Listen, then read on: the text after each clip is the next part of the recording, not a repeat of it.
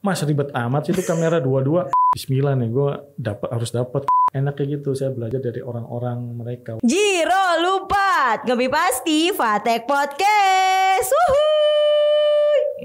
Hai guys, ketemu lagi sama Eka di sini. Kali ini kita kedatangan fotografer dan videografer handal se-Nusantara. Iya. Belum ada suaranya nih. Mas Boy Komarudin. Hai. Hai, selamat pagi. Assalamualaikum warahmatullahi wabarakatuh. Waalaikumsalam warahmatullahi wabarakatuh. Sapa. Halo semuanya. Selamat pagi, selamat mendengarkan dan melihat dan menonton. Obrolan berfaedah kita ya. Amin. Mas Boy jauh-jauh nih dari Jamblang nih. Dari Jamblang. Asli. Macet nggak tadi? Macet nggak? Lumayan karena mungkin tadi masih pulang liburan ya. Oh iya masih ini ya. Jadi Pleret itu masih padat. Iya, empal gentong tuh turun. Oh iya bener. Bawa Jamblang kan nih? Katanya nggak mau. Maksa dong harusnya dong. Kan biasanya suka dipaksa gitu. Enggak, kebetulan emang udah janji tapi kemarin janji ya. Tapi karena pas tadi saya lewat terus mungkin masih libur kali, menikmati libur kan. Oh, jadi belum rezeki. Oh iya. Ya udah, ya besok kalau mau bawain juga nggak apa-apa sih kalau maksa. Ya udah nggak mau. Buat Fatek. Mas Boy, ya, sehat-sehat? Alhamdulillah sehat, Mak. Udah di Cirebon sehat dong, alhamdulillah. Seperti yang Mas Boy lihat. Iya. Buger. Sekarang di Cirebon aja nih. Alhamdulillah sekarang di Cirebon aja. Stay di Cirebon. Iya. Ini apa namanya, udah pulang kampung aja? Pulang kampung.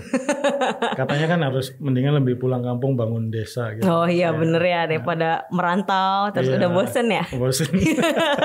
Merantau di ibu kota. Macet. Oh iya, berarti yang di stasiun TV-nya udah enggak nih? Stasiun TV mulai tahun kemarin lah. Saya memberanikan diri untuk keluar dari zona nyaman. Keluar dari zona nyaman benar. Iya. Udah lama ya di TV itu? Hampir 15 tahun, Mbak. Serius? Ya ampun, iya, baru. Isen belum lahir itu, Mas. Isen masih 10 tahun ini. Itu ceritain sih pengalaman pas di stasiun TV. Banyak sih, banyak banget yang seru banget, yang tidak terlupakan. Yang tidak terlupakan pasti ketika liputan. Dulu tuh megang apa? Waktu itu megang program dokumenter jalan-jalan, namanya Jelajah. Itu program favorit. Iya benar-benar. Ya, setiap orang kepengen masuk ke program itu. Gitu. Kebetulan ada reporter baru. Terus disuruh jalan sama aku sama asprotnya. Nah waktu itu disuruh ke Gunung Lumut. Di mana tuh? Nah Gunung Lumut ini ternyata kan ada dua, ada di Kalimantan sama apa gitu. Nah ternyata si reporter itu salah survei, salah riset. Lokasi. Iya. Kocak. Itu puasa. Bulan puasa dulu, tahunnya tahun berapa lupa banget. Pokoknya itu yang nggak pernah saya lupa, karena kita puasa, kita masuk ke hutan, dan kita pun nggak ngeh kalau orang hutannya itu naik lagi. Begitu kita bawa orang situnya, Mas yakin mau ke hutan Lumut? Emang kenapa Pak? Mas nggak bawa perlengkapan apa-apa, kamera gede, tripod gede, gitu. Terus di sana itu harus persiapan Mas, karena dia naik terus naik lagi, emang nanti kita ketemu savana, padang lumpur katanya. Tapi ya kita perjuangannya harus benar-benar katanya. Lagian kita puasa. Oh iya juga ya. Begitu ini. Tapi Mas bener nggak nih liputan di survei di sini? Ternyata begitu kita cek lagi salah tempat. Kocak banget. Salah tempat. Akhirnya kita ngomong diskusi lagi sama asprotnya. Gimana, Bang? Ya gimana ya? Ini ada lumut nih kita. Memang di situ udah kelihatan lumut. Lumut-lumutnya gitu ya. Lumut-lumutnya lumayan gede-gede gitu. Begitu lihat, ini aja nih kita liput lumutnya. Enak aja. Ini bukan hutannya. Gampang pisan ya. Karena emang ngos-ngosan, Mbak. Kita puasa ya. Di pedalaman waktu itu Kalimantan. pas banget untungnya itu ada orang Jawa situ yang nemenin kita kan. Aku bawa kamera gede gitu, bukan kamera sekarang kan, tripodnya gede gitu kan. Waduh gitu. Udah aku persiapan sih, udah pakai kaos tangan, wah semua ketutup karena berpikir setiap aku ke hutan kan pasti banyak ada hewan-hewan liar, hewan macam-macam lah gitu. Jadi karena udah terbiasa ke liputan ke hutan, akhirnya saya udah mempersiapkan diri gitu. Ternyata salah. Gitu. Akhirnya kita karena puasa ya udah kita nggak marah-marahan. Biasanya tahan, ya. Emosi tahan gitu karena nanti batal. Akhirnya ya udah kita balik lagi, kita tiduran aja di tempat kayak penampungan orang kerja gitu, pedalaman. Tidur aja kita sampai sore akhirnya. Malah rebahan. Iya. Karena biasanya kita kalau nggak puasa kita kan marah-marahan. Gitu. Kalau liputan kita biasanya kan berdua nih, reporter sama kameramen. Itu kalau udah marah-marahan ya marah-marahan. Kiri-kiri kan dah. Iya, kalau main kita bahasa ini. Iya. Iya. Kiri lu Ira beli riset tak Ira beli. Nah, iya, Ira paus ya. Iya, seperti itu. Ya kita kalau liputan seperti itu, seminggu ya kita liputannya mau marahan, mau nangis, mau ya udahlah. Duaan aja gitu. Duaan aja kita. Kesel-kesel ngomong, kita ngomong langsung. Karena aku biasanya kalau main liputan itu aku tanya dulu ke reporternya gitu. Mau kemana? Ke daerah apa? Mau ngangkat apa gitu. Jadi aku sebagai kameramen nggak asal cuma ngikut reporter. Aku kebiasaan aku ya. Aku biasanya tanya ke reporter, "Lu mau liputan kemana?" "Ke Kalimantan, Mas." "Mana? Pedalaman apa cuma di daerah perkotaan?" "Pedalaman, Mas." "Oke, berarti lu mau ngangkat apa? Survei lu belum?" "Oh, belum." "Coba lu nanya ke orang sana, kontri sana, koresponden sana, lu tanya dulu ada apa yang menarik. Baru lu survei ke internet, karena internet itu nggak serta-merta langsung sama dengan pas kita nanti di sana." Nah biasanya aku langsung ikutan survei riset. Oh dia mau ke Kalimantan ada apa aja sih gitu. Visualnya seperti apa. Jadi nanti begitu di tempat TKP aku ada bayangan. Oh visualnya gue harus kayak gini. Oh harus kayak gini. Frame-nya harus kayak gini. Jadi enak gitu. Jadi nggak ikut reporter, kita nyampe sana cuma lihat-lihat bingung. Cuma itulah kebiasaan aku ya. Kebiasaan aku ikutan survei sama riset. Ikut riset juga biar tahu juga ya Mas. Iya. Biar nggak ngebleng banget gitu kan. Itu benar banget Pak. Kalau selain yang jelajah itu ada program lain gitu nggak sih, atau ngeliput berita demo? Aku pernah ini lagi Indigo. Anak-anak Indigo. Anak-anak Indigo itu kita kalau syuting itu tengah malam, Mbak. Iya sih. Jam 12 kita udah siap-siap nih sama anak-anak Indigo. Anak-anak Indigo kan kebetulan waktu itu kita bermainnya ya semua sih, ada anak-anak yang bisa ngelihat sama astral, hantu kayak gitu-gitu. Nah kita nyoba ke tempat-tempat yang punya cerita di daerah itu gitu, karena ada hantu, ada cerita tentang mistis. Nah, akhirnya kita bawa tuh anak-anaknya. Ya kita syutingnya tengah malam. Iya. Kita jam 12 mulai. Itu ya? Iya. Kita bawa anak-anaknya juga gitu loh. Bawa anak-anaknya. Ya kita sih nggak lihat ya. Cuma kadang kalau ada tempat-tempat yang benar-benar serem, baru kita merinding. Gitu. Ngerasain aja palingnya Mas. Paling akunya dibilangin sama Indigo, "Mas, itu di sampingnya ada kakek." "Mana?" gitu kan. "Di samping mana?" "Kaki pala lo." Iya, gitu. Nggak ada. "Enggak, itu di belakangnya," katanya. Barang Mas ngikut ya. Yang bener sih ngikut. Nah, gitu. Jadi bercandaan gitu, tapi ya mungkin mereka melihat ya. Melihat, jadi akhirnya ya udahlah, aku bawa santai aja, nggak bawa beneran gitu. Iya, karena kita yang nggak bisa ngelihat. Memang setiap program punya cerita, punya kenangan, punya ya istilahnya bisa diingat buat saya gitu loh. Karena dari awal masuk alhamdulillah saya banyak program gitu. Dari mulai ngikut langsung ke program itu sampai aku bikin sendiri gitu.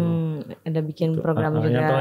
Yang terakhir itu yang mau resign, akhirnya disuruh bikin program. Apa tuh? Fresh from the Ocean. Jadi program terakhir aku kemarin yaitu jalan-jalan, nyari ikan, masak, langsung terus kita makan. Seperti itu.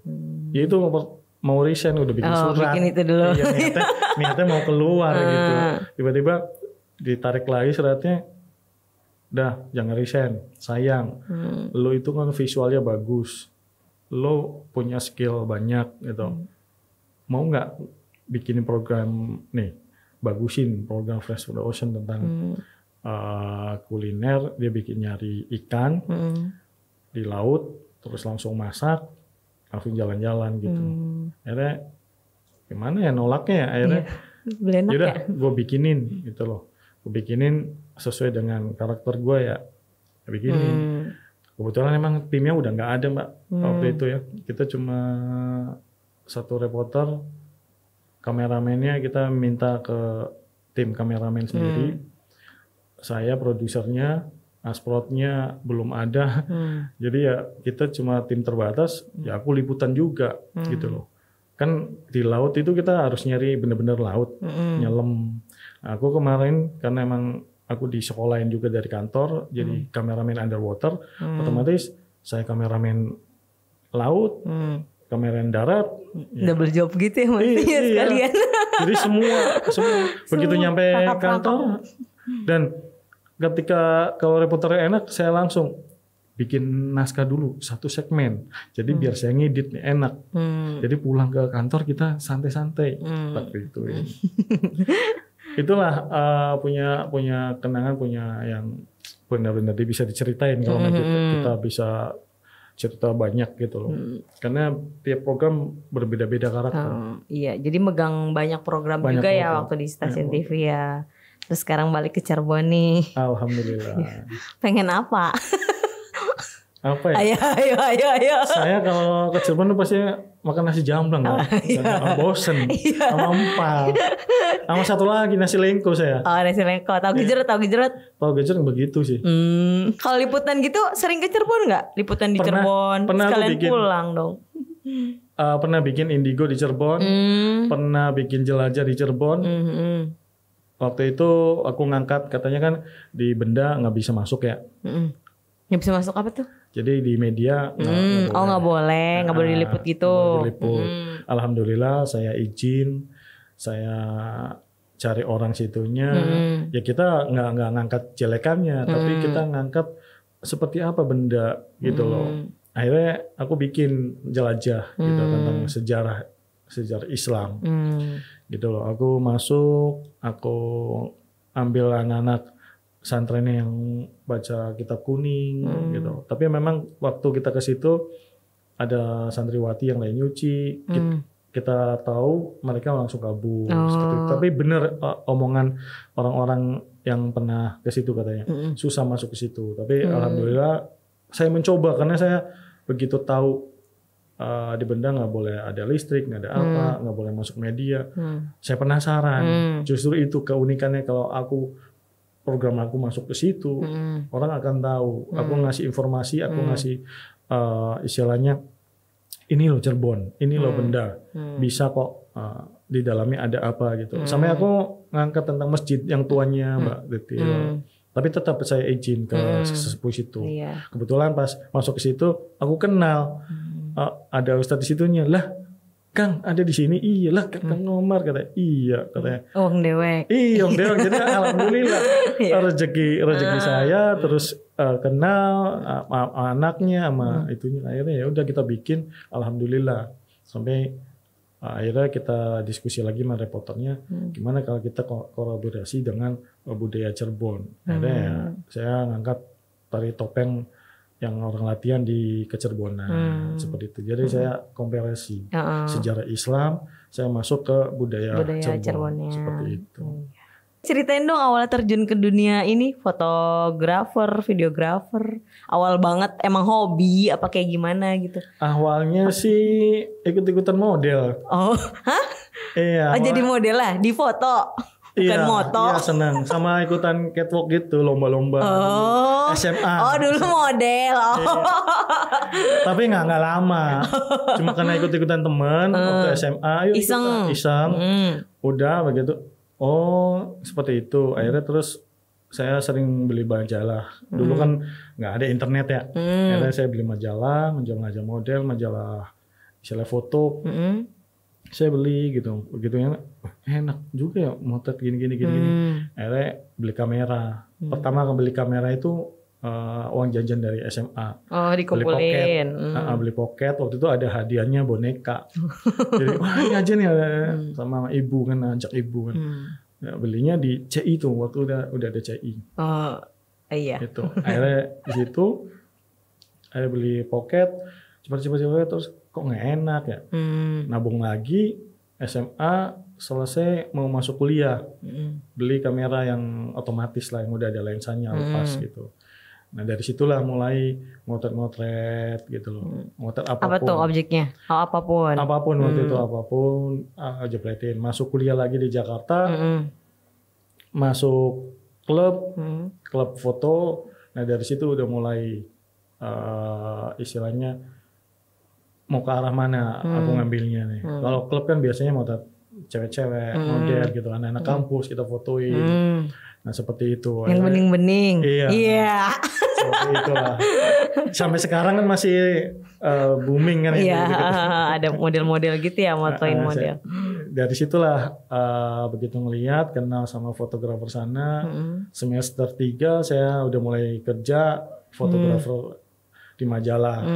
Ya itu yang gara-gara diajak sama fotografer majalah ketika lagi nyetak foto. Dari situ karena motornya cewek mulu, akhirnya dari majalah remaja ngincer, nanya sama tukang cetak itu siapa fotografernya, akhirnya tunjukin, akhirnya langsung ditawarin, kata aku mau, lumayan kan dalam waktu, lumayan lah buat jajan atau buat nambah-nambah ya. Gitu. Oh ya, lihat di sosmednya nih, jalan-jalan mulu. Itu tuh sekalian kerja, apa emang hobi hunting kayak gitu sih Mas? Karena memang dari dulu emang suka jalan-jalan. Jadi akhirnya ketika kemarin mencoba kalau libur cuti, saya planningin, saya kepengen bikin foto. Gitu, bikin foto. Ya barangkali nanti kedepannya saya bikin sebuah buku cerita perjalananku gitu. Sampai sekarang sih lagi milih-milih gitu. Dari nanti saya mau gabung dari berbagai negara gitu loh kan. Dari seluruh Nusantara. Ketika saya liputan juga saya tetap motret, karena ketika liputan saya tetap bawa kamera. Kanan tugas, kiri hobi. Yang pribadinya jadi ya. Sampai reporter tuh, Mas ribet amat sih itu kamera dua-dua. Nggak apa-apa, santai. Selagi masih kita liputan, kita inti dulu liputan. Nanti kalau kita santai, kita foto-foto. Nah gitu, jadi dia boleh. Bener ya, jadi. Seperti itu, jadi ya saya masih kepengen keliling gitu loh. Keliling, saya kepengen sekaligus kepengen belajar. Belajar bukan hanya foto, tapi belajar gimana sih hidup mereka gitu. Nah dari situlah saya belajar dari keliling itu, bukan hanya fotografi, tapi bagaimana cara kita bertahan hidup gitu loh. Karena fotografi kita belajar bagaimana mengangkat foto-foto tentang mereka gitu loh. Jadi lebih enak. Pendekatan interpersonal gitu loh. Jadi kita biasanya aku kalau motret nggak pernah langsung motret. Saya datang, saya say hello, nyapa, ngobrol. Nah, baru saya izin, Pak, boleh nggak saya motret? Kenapa saya seperti itu? Saya nggak mau colongan gitu loh. Banyak kan bagus kalau colongan. Iya bagus, tapi lo nggak kuat, lo nggak tahu siapa dia, pekerjaannya apa, masa lalunya gimana. Karena kalau kita ngobrol dulu, pasti akan terbuka juga gitu si subjeknya gitu loh kan. Ntar cerita tentang zaman dulunya sebelum dia kerja ini. Nah, akhirnya kita tahu. Jadi kita motret, kita izin, kita dapat ekspresinya kuat gitu loh. Jadi itulah foto berbicara gitu. Yeah. Selain ada sebuah keterangan foto, caption, itu akan lebih kuat lagi. Seperti itu. Kalau dulu suka ikut lomba-lomba gitu nggak sih Mas? Sering banget. Sering. Tapi cuma ini aja sih kalau main lagi santai. Alhamdulillah sih menang terus. Dulu. Tapi sekarang tahun ini belum rezeki nih saya. Belum rezeki. Gantian Mas mungkin gantian sama bener. yang lain. Masanya. sih ya. Tak perhatiin juga gitu. Oh iya ternyata ada masanya juga. Iya Mas Boynya udah gitu, udah sering menang gitu kan. Gantian Boy. Sampai di kantor itu kalau ini ngeledekin aku. Menang apa lagi tuh? Dapat hadiah apa lagi gitu. Mereka perhatian ternyata. Karena kan aku ketika ngedit sampingnya laptop aku buka udah ngitin foto. Jadi orang kata reporter atau siapapun lihat apa Mas Boy? Oh enggak. Cuma lagi iseng aja ini lagi ini. Padahal melu lomba ya. Sekalian.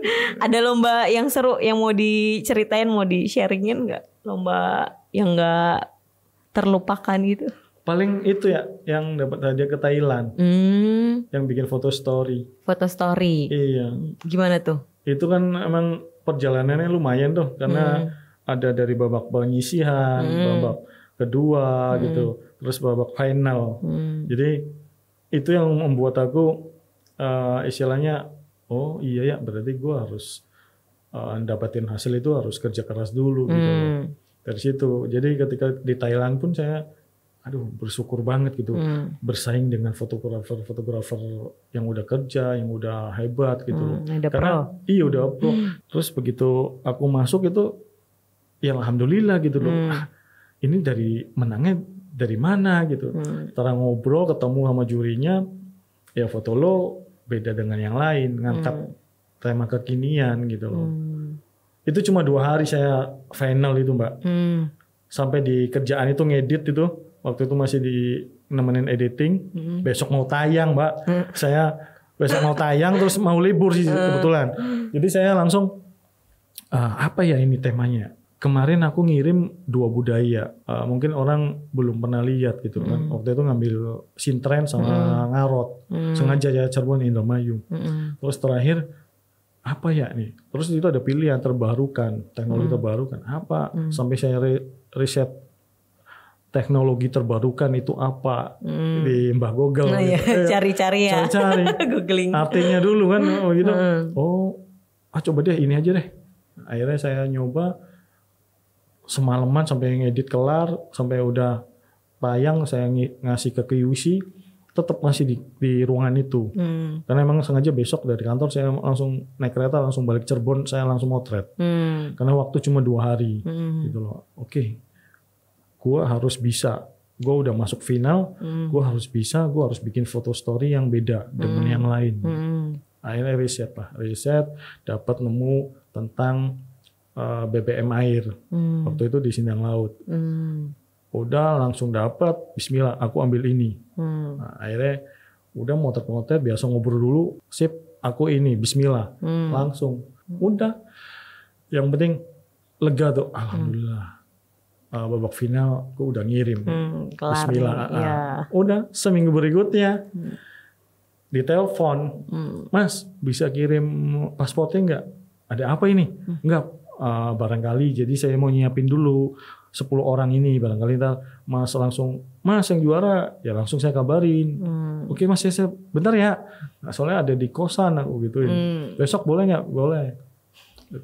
Seminggu berikutnya lagi ditelepon. Itu tuh pas banget saya mau tugas ke Jerman, ikut sama Kemenpar. Jadi kan saya bingung dong, jangan sampai bentrok nih karena saya udah berusaha pengen ke Thailand gitu loh. Pengen Thailand, bismillah nih gue harus dapat ke Thailand gitu. Nah, udah ditelepon, Mas Boy menang ya. Alhamdulillah, kaget. Saya kaget. Terus gimana Mas? Langsung seneng dong. Terus gimana nih? Jadi Mas Boy ntar saya kabarin berangkatnya kapan. Uang sakunya ntar di sini aja langsung mau berangkat. Nanti kita berangkat cuma bertiga ya. Karena jurinya nggak bisa katanya. Akhirnya alhamdulillah nggak bentrok sama pas ke Jerman itu. Akhirnya berangkat dulu Thailand. Itu juga bisik-bisik sama atasanku, produserku. Mbak, jangan bilang-bilang dulu ya. Ini saya menang. Saya mau ke Thailand. Wih, jangan ribut Mbak, jangan ribut kata aku kan. Ntar aja. Jadi oleh-oleh, iya siap. Asal disogok oleh-oleh. Akhirnya berangkat lah. Pas saya berangkat izin, saya cuti kan. Mbak saya cuti, saya mau berangkat ya ke Thailand. Tapi lewat Surabaya kata aku. Oh yaudah, udah seminggu tuh.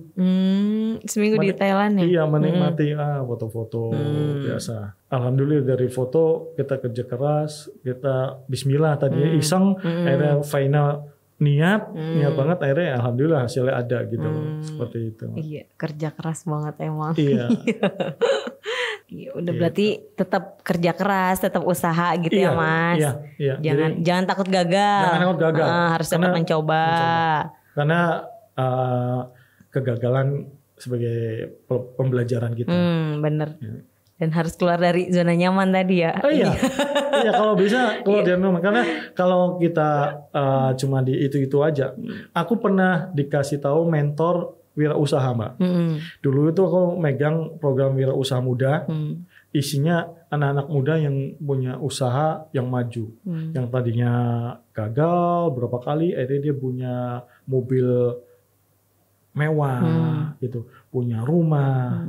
Nah, pernah liputan di Medan, lagi liputan, terus ditanya, Mas Boy, umur berapa sekarang? Umur segini Pak. Oke. Saatnya keluar. Kalau nggak keluar, ya udah Mas Boy akan gini-gini terus. Stuck gitu ya. Iya. Kenapa Pak? Saya harus keluar. Ya gini Mas, kalau Masnya kepengen maju, Masnya kepengen istilahnya beda dengan kondisi sekarang, ya Mas harus keluar. Mas punya skill, Mas punya istilahnya kelebihan yang lain, ya itu Mas terusin, kembangin sendiri. Gitu. Dari situ saya orangnya selalu kalau dikasih masukan orang akan ingat. Karena bukan cuma dilempar begitu aja, saya akan ingat, saya akan terima. Saya buat koreksi saya sendiri gitu loh.